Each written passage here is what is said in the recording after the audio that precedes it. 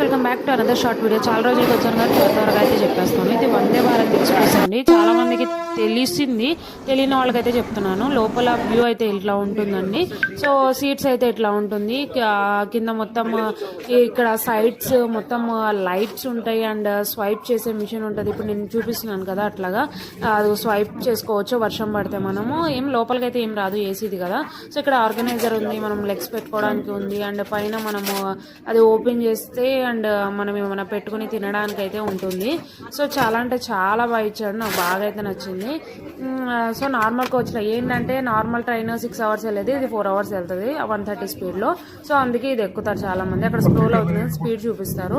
మేము ఫుడ్ సపరేట్గా చేసుకోలేదు, అందుకే జస్ట్ వాటర్ బాటిల్ అయితే ఇచ్చారు వాళ్ళు. వాటర్ బాటిల్ అయితే ఇస్తారు కన్ఫర్మ్గా.